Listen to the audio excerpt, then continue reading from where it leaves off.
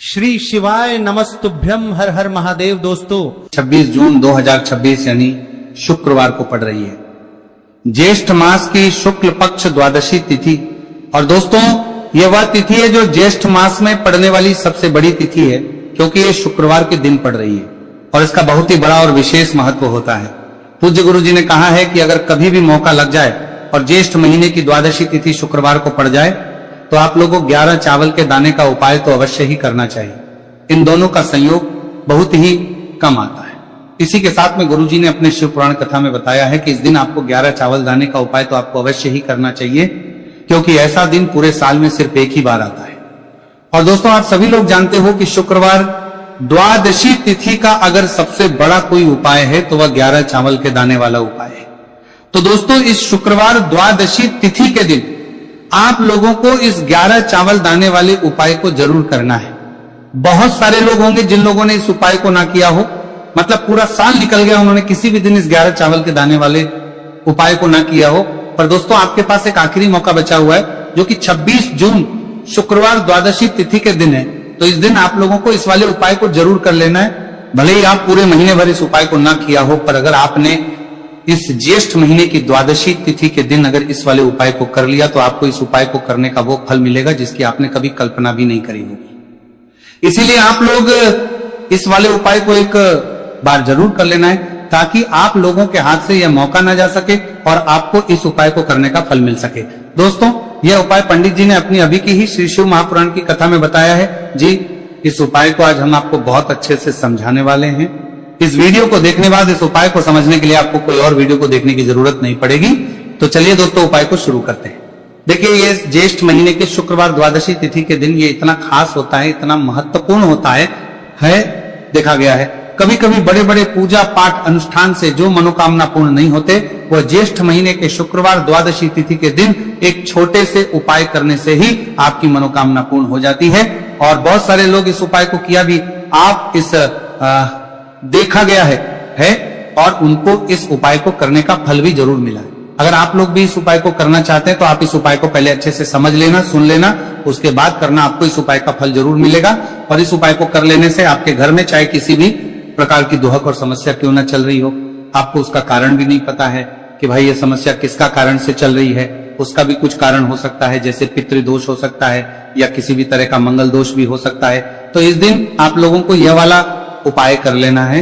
ये एक ऐसा उपाय है जिस उपाय को अगर किसी विशेष दिन पर किया जाए तो भाई उस विशेष दिन का जो है वह तो हमें मिलता ही मिलता है, पर हमने उस दिन पर इस उपाय को किया है तो हमें उससे भी बड़ा फल मिलता है और फल बहुत जल्दी मिलता है, क्योंकि आप इस उपाय को बहुत ही बड़े और विशेष पर कर रहे हो।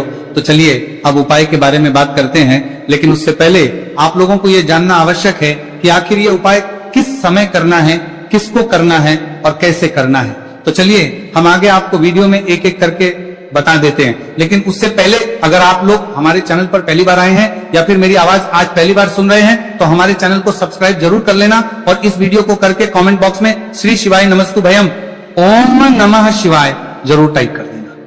तो दोस्तों इस 11 चावल के दाने वाले उपाय को हमें इस शुक्रवार द्वादशी तिथि के दिन कैसे करना है, किसको करना है, किस समय करना है और कहां पर करना है, ये सारे सवालों के जवाब आपको इस वीडियो में मिल जाएंगे। और जो ये वीडियो देखेगा भाई उसको 11 चावल के दाने वाला उपाय जरूर करना चाहिए, क्योंकि इस दिन एक चावल के दाने का बहुत ही बड़ा और विशेष महत्व होता है। और जब बात आ जाए 11 चावल के दाने की तो ये सोने पर सुहागा वाली बात हो जाती है और ये एक बहुत ही बड़ा उपाय हो जाता है इस शुक्रवार द्वादशी तिथि का। तो अब दोस्तों इस 11 चावल के दाने वाले उपाय को आखिर करना किसको है, सबसे पहले हम लोग वो बात जान लेते हैं। तो देखो घर की जो बड़ी माताएं बहनें होती हैं, उन माताओं बहनों में से कोई भी एक बड़ी माता बहन इस वाले उपाय कर सकती है। और दोस्तों अगर आप चाहे तो अपने घर में से सभी सदस्यों को भी इस उपाय को करवा सकते हैं। अगर किसी व्यक्ति की खुद की कोई मनोकामना है, खुद के कोई दुख और परेशानी है जो कि वो अपने लिए ही करना चाहता है, इस वाले उपाय को तो वो खुद अपने लिए भी कर सकता है। बाकी अगर कोई घर में से ऐसा है जो कि अपने पूरे घर परिवार की सुख और शांति के लिए ये वाला उपाय करना चाहता है तो भाई वो भी कर सकता है, उसमें भी कोई दिक्कत वाली नहीं है। कहने का मतलब यह है कि इस उपाय को हर एक सदस्य भी कर सकता है और पूरे घर परिवार के सदस्य के लिए घर की बड़ी माताओं बहनों में से कोई एक माता बहन भी कर सकती है। माताएं बहनें अगर घर में उपस्थित ना हो या वह ये वाला उपाय ना कर पा रही हो तो फिर घर का कोई बड़ा सदस्य भी इस 11 चावल के दाने वाले उपाय को कर सकता है, चाहे फिर वह पुरुष ही क्यों ना हो, उसमें कोई भी दिक्कत वाली बात नहीं है। अब दोस्तों, इस 3 बल के दाने वाले उपाय को हमें करना कहां पर है? हमें इसे शिव जी के मंदिर में जाकर करना है। बहुत सारे लोग प्रश्न करते हैं, हर एक उपाय को करते समय क्या हम इस उपाय को घर पर कर सकते हैं? तो इस वाले उपाय को आप घर पर नहीं कर सकते हो। इस वाले उपाय को करने के लिए आपको शिव जी के मंदिर ही जाना पड़ेगा। उसके बाद में दोस्तों जो अगला प्रश्न निकल कर आता है वह ये आता है, इस उपाय को लेकर के आखिर इस उपाय को हमें किस समय करना है? सुबह के समय करना है कि शाम के समय करना है? तो देखो, इस वाले उपाय को आप लोग सुबह के समय भी कर सकते हो और शाम के समय प्रदोष काल में भी कर सकते हो। अब अगर आप पूछो कि भाई साहब सबसे उत्तम समय कौन सा रहेगा इस 31 चावल के दाने वाले उपाय को करने का, तो हम आपसे बस यही कहेंगे कि इस उपाय को आप सुबह के समय करेंगे तो ज्यादा बेहतर होगा। बाकी अगर प्रदोष काल शाम के समय भी करेंगे तो भी अच्छा होगा, उसमें कोई भी दिक्कत वाली बात नहीं।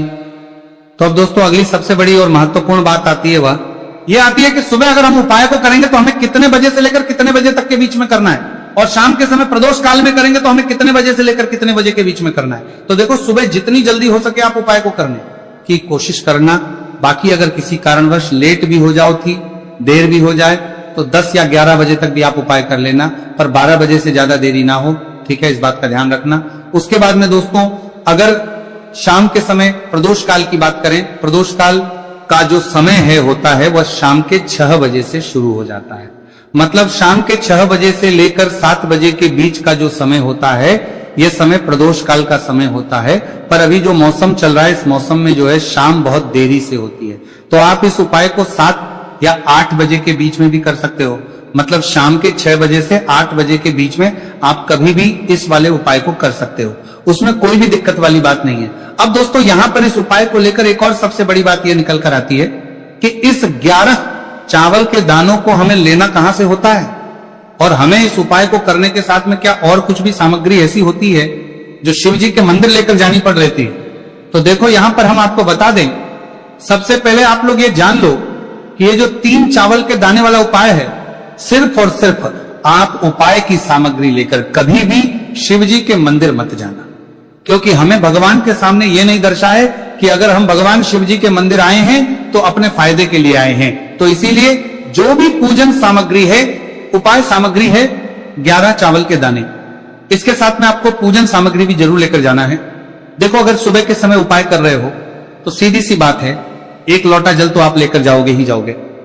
वही 1 लोटा जल अगर मिट्टी का जल हो तो बहुत अच्छा रहेगा। मिट्टी का जल कैसे बना आता है, इसके लिए हमने पहले से बहुत सारी वीडियोस बना दी है आपके पास। इस दिन एक आखिरी मौका रहेगा मिट्टी का जल शिव जी पर चढ़ने का और उपाय को करने का, बहुत बड़ा आपको इस दिन फल मिलेगा। तो इसीलिए इस दिन हो सके तो भाई मिट्टी का जल चढ़ाना, तो अपने साथ में कम से कम 1 लोटा जल तो आपको लेकर जाना ही जाना है। अगर मिट्टी का जल नहीं है तो घर का जल भी आप इस्तेमाल कर सकते हो। इसके अलावा जो भी पूजन सामग्री है, देखो 11 के दाने ये अलग आपके रहेंगे और जो आपकी पूजन सामग्री रहेगी वो अलग रहेगी। पूजन सामग्री में आप जो भी चीज लेकर जाना चाहे वो लेकर जा सकते हैं, एक बेलपत्र भी लेकर जा सकते हैं, उसमें कोई भी दिक्कत वाली बात नहीं है। वहीं अगर हम बात करें शाम के समय की, तो शाम के समय शिव जी पर जल नहीं चढ़ता है, इसीलिए शाम के समय आप लोग एक दीपक तैयार कर लें जो कि गोल तीखा आटे का, शुद्ध देसी गाय का घी का होगा, है ना। इस बात का आप लोगों को ध्यान करना है, और इस दीपक को आपको घर से जलाकर नहीं लेकर जाना, भगवान शिव जी के मंदिर में जाकर ही जलाना है। इस बात का भी आप लोगों को ध्यान रखना है। अब दोस्तों, यहां पर हमें इस बात को समझना है कि ये 11 चावल के दाने हमें लेना कहां से है। क्या हमें दुकान से लेकर आना है या हमें अपने घर से लेना है या कहां से लेकर आना है, और कौन से चावल लेना है, क्योंकि चावल भी बहुत प्रकार के होते हैं। तो देखो, इन सभी सवालों के जवाब आप लोग एक बात में सुन लो कि भाई जो उपाय है, इस उपाय में आपको ये नहीं देखना है कि भाई कौन से चावल है कौन से चावल नहीं है। बस जो भी चावल ले रहे हो वो चावल का दाना सबूत होना चाहिए, मतलब साबुत होना चाहिए, टूटा हुआ नहीं होना चाहिए, कटा पीटा नहीं होना चाहिए। ये बात आपको ध्यान रखना है। बाकी आपका चावल बासमती हो या सादा चावल हो या कोई सा भी चावल हो, उसमें कोई भी दिक्कत वाली बात नहीं है। तो सीधी सी बात है कि आपके घर के रसोई घर में जहां पर आप बनाते हो, वहां पर जो भी चावल आपके उपस्थित हो, उन चावलों में से अपनी एक कटोरी भर लेना या एक मुट्ठी चावल अलग से निकाल कर रख लेना, क्योंकि हम 11 चावल ही यहाँ पर इस उपाय में लेने वाले हैं। तो हमें ये चावल के दाने गिनकर निकालने पड़ेंगे, इस बात का आप लोगों को ध्यान रखना है। तो अपने उस चावल की कटोरी में से या चावल में से 11 ऐसे चावल के दाने आप लोग निकाल लो, जो कि टूटे हुए ना हो, कटे पीटे ना हो, कोई दाग ना लगा हुआ हो, है ना। अच्छे साबुत चावल के दाने 31 दाने आप लोग निकाल कर रख लो और इन्हें किसी भी एक कागज की पड़िया में या किसी एक छोटी सी कटोरी में आप लोग रख लो, ताकि यह सुरक्षित रहे, आपके एक भी चावल का दाना इधर उधर ना हो और आपका उपाय भी पूरा अच्छे से हो जाए। तो भाई जैसे ही आपका उपाय की जो सामग्री है 11 चावल के दाने ये तैयार हो जाते हैं, उसके बाद में आपको जो भी अपनी पूजन सामग्री है सुबह समय कर रहे हो तो एक लोटा जल और एक बेलपत्र या पूजन सामग्री जो लेकर जाना चाहो उसकी भी तैयारी कर लेना। और शाम के समय जा रहे हो तो भाई अपना जो दीपक है उसे तैयार कर लेना, ठीक है। और उपाय को करते समय शुद्धता का विशेष रूप से ध्यान रखना, ठीक है। सुबह सुबह स्नान करने के बाद ही उपाय को करने की आप लोग तैयारी करना। उसके बाद अगर शाम के समय की बात करें तो शाम के समय आपको स्नान करने की जरूरत नहीं है, पर शुद्धता ध्यान रखना है। आपको स्नान तो नहीं करेंगे, आप हाथ मुंह धोकर भी इस वाले उपाय को शाम के समय प्रदोष काल में कर सकते हैं, इसमें कोई दिक्कत वाली बात नहीं है। तो आप अपने उपाय की पूरी सामग्री तैयार करके आपके पास ही में जो आपका शिव मंदिर हो वहां पर पहुंच जाइए। सबसे पहले शिव मंदिर में जाकर आप लोगों को उपाय नहीं करना है, पहले भगवान के दर्शन करना है, भगवान से आशीर्वाद प्राप्त करना है, फिर शिव जी की शिवलिंग के पास में आना है। शिवलिंग के पास में आने के बाद जो पूजन सामग्री लेकर आए हुए हैं, जैसे कि सुबह गए हुए होंगे तो एक लोटा जल, और जो भी पूजन सामग्री लेकर आए हैं आप उनसे भगवान शिव जी की पूजन कीजिए। सबसे पहले तो एक लोटा जल ही चढ़ेगा, फिर आपको एक बेलपत्र श्री शिवाय नमस्तु भयम का जाप करते हुए शिवलिंग पर चढ़ा देना है। उसके बाद में आपकी पूजन सामग्री चढ़ेगी। उसके बाद में अगर दोस्तों शाम के समय अगर आप इस उपाय को कर रहे हो तो अपने साथ कम से कम एक जो दीपक है गोलबाती का जो आप अपने साथ में लेकर गए हो, उस दीपक को मंदिर में जाकर अपनी माचिस से जलाना है और उस दीपक को शिवलिंग के पास में रखना है, ठीक है। इस दीपक को रखने के बाद ही आप लोगों को अपना यह वाला उपाय शुरू करना है और दीपक को ज्यादा पास में मत रखना। वैसे भी गर्मी पड़ रही है, भगवान शिव जी को आंच नहीं लगनी चाहिए, है ना। तो भाई जैसे ही आपकी पूजा अर्चना हो जाती है आप भगवान शिव जी को प्रसन्न कर लेते हैं, उसके बाद शिवलिंग के पास ही में आप कहीं पर बैठ जाइए, सामने या आसपास जिस जगह पर आपको बैठना हो वहां पर बैठ जाइए और अपने वो 11 चावल के दाने अपने सामने निकाल कर रख लीजिए, क्योंकि अब यहां पर उपाय को यहां पर करने की आपको तैयारी करना है। और इस तरीके से जब आप उपाय करेंगे, पूजन सामग्री करने के बाद, पूजन अर्चना करने के बाद, तो आपको उपाय का फल बहुत जल्दी और बहुत होकर मिलेगा। तो अपने चावल के अपने सामने निकाल कर रख लेना। और ये जो उपाय है ये आपकी सीधे हाथ की हथेली से होगा, इसलिए इस बात का भी विशेष रूप से ध्यान रखना है। तो सीधे हाथ की हथेली का प्रयोग करके ही आप लोग अपना इस वाले उपाय को करना। अपने सामने जो भी आपके कागज की पुड़िया है उसको खोलकर रख लो, या कटोरी है तो भाई उसे अपने सामने रख लो और अपने वो 11 चावल के दाने निकाल लो, ठीक है। उसके बाद में दोस्तों अब आपको क्या करना है कि शिवलिंग आपके सामने होगी, तो आपने वो 11 चावल के दाने एक एक करके, जहां पर आपने बेलपत्र चढ़ाए हैं आपको शिव जी के शिवलिंग के ऊपर चढ़ाना है। कहां पर चढ़ाना है? शिवलिंग के ऊपर चढ़ाना है, और कहीं पर भी नहीं चढ़ाना है आपको अपने हथेली से, तो शिवलिंग के ऊपर चढ़ाना है। भले ही फिर वो अपने आप जलाधारी पर गिर जाए, ये मतलब वहीं पर गिर जाए, उसमें कोई दिक्कत वाली बात नहीं है, पर आप चढ़ाओ शिवलिंग के ऊपर। तो आपको क्या करना है, अपना पहला चावल का दाना उठाना है, श्री शिवाय नमस्तु भयम बोलना है और शिवलिंग पर चढ़ देना है। इसी तरीके दूसरा चावल का दाना उठा है, शिवलिंग पर चढ़ना है और मंत्र बोल देना है। और फिर तीसरा चावल का दाना उठाना है, श्री शिवाय नमस्तु भयम बोलना है और चढ़ देना है। इसी प्रकार से आपको पूरे 11 चावल के दाने एक एक करके शिव जी के शिवलिंग के ऊपर चढ़ाना है और भगवान से प्रार्थना करते जाना है। मतलब प्रार्थना तो आपको आखिरी में करना है, पर हर एक चावल के दाने को चढ़ाते समय श्री शिवाय नमस्तु भयम जरूर बोलना है। उसके में ये चावल का दाना शिवलिंग के ऊपर आपको चढ़ाना है। जैसे ही आपके 11 चावल के दाने शिवलिंग के ऊपर चढ़ते हैं तो भाई उसके बाद में आपको क्या करना है, भगवान से अपनी मनोकामना बोलना है। मनोकामना भी कब बोलना है, जब आपका 11 चावल का दाना आपके सीधे हाथ की हथेली में हो और आप उसे चढ़ाने के लिए जा रहे हो, श्री शिवाय नमस्तु भयम बोलकर उस आखिरी चावल के दाने को शिवलिंग के ऊपर चढ़ा देना। भगवान से फिर अपनी वो मनोकामना बोल देना, जिस मनोकामना के लिए आप लोग अपना ये वाला उपाय कर रहे हो, जिस भी दुख और परेशानी के लिए आप लोग अपना ये वाला उपाय कर रहे हो, उसके बाद में जैसे ही आप अपनी मनोकामना बोल देते हो आपका ये वाला उपाय पूरा हो जाता है। पर दोस्तों उपाय को करने के बाद आप लोगों को 2 मिनट भगवान शिव जी के मंत्र का जाप जरूर करना है। और मंत्र का जाप करने के बाद भगवान से एक और बार करना है अपनी मनोकामना के लिए या अपनी जो भी दुख और परेशानी है उसके लिए। इसके बाद में आप लोग कोई सा भी चावल हो उसमें कोई भी दिक्कत वाली बात नहीं है। तो सीधी सी बात है कि आपके घर के रसोई घर में जहां पर आप बनाते हो वहां पर जो भी चावल आपके उपस्थित हो उन चावलों में से अपनी एक कटोरी भर लेना या एक मुट्ठी चावल अलग से निकाल कर रख लेना, क्योंकि हम 11 चावल ही यहाँ पर इस उपाय में लेने वाले हैं। तो हमें ये चावल के दाने गिनकर निकालने पड़ेंगे, इस बात का आप लोगों को ध्यान रखना है।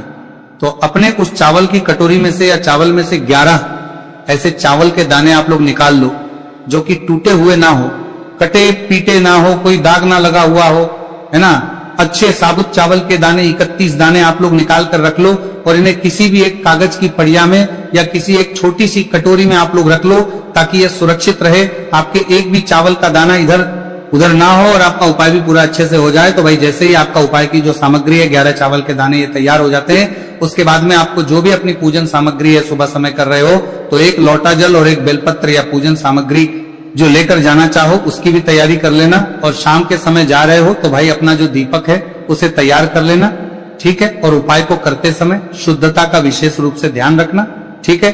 सुबह सुबह स्नान करने के बाद ही उपाय को करने की आप लोग तैयारी करना। उसके बाद अगर शाम के समय की बात करें तो शाम के समय आपको स्नान करने की जरूरत नहीं है, पर शुद्धता ध्यान रखना है। आपको स्नान तो नहीं करेंगे, आप हाथ मुंह धोकर भी इस वाले उपाय को शाम के समय प्रदोष काल में कर सकते हैं, इसमें कोई दिक्कत वाली बात नहीं है। तो आप अपने उपाय की पूरी सामग्री तैयार करके आपके पास ही में जो आपका शिव मंदिर हो वहां पर पहुंच जाइए। सबसे पहले शिव मंदिर में जाकर आप लोगों को उपाय नहीं करना है, पहले भगवान के दर्शन करना है, भगवान से आशीर्वाद प्राप्त करना है, फिर शिव जी की शिवलिंग के पास में आना है। शिवलिंग के पास में आने के बाद जो पूजन सामग्री लेकर आए हुए हैं, जैसे कि सुबह गए हुए होंगे तो एक लोटा जल और जो भी पूजन सामग्री लेकर आए हैं आप उनसे भगवान शिव जी की पूजन कीजिए। सबसे पहले तो एक लोटा जल ही चढ़ेगा, फिर आपको एक बेलपत्र श्री शिवाय नमस्तु भयम का जाप करते हुए शिवलिंग पर चढ़ा देना है। उसके बाद में आपकी पूजन सामग्री चढ़ेगी। उसके बाद में अगर दोस्तों शाम के समय अगर आप इस उपाय को कर रहे हो तो अपने साथ कम से कम एक जो दीपक है गोलबाती का जो आप अपने साथ में लेकर गए हो उस दीपक को मंदिर में जाकर अपनी माचिस से जलाना है और उस दीपक को शिवलिंग के पास में रखना है, ठीक है। इस दीपक को रखने के बाद ही आप लोगों को अपना यह वाला उपाय शुरू करना है और दीपक को ज्यादा पास में मत रखना। वैसे भी गर्मी पड़ रही है, भगवान शिव जी को आंच नहीं लगनी चाहिए, है ना।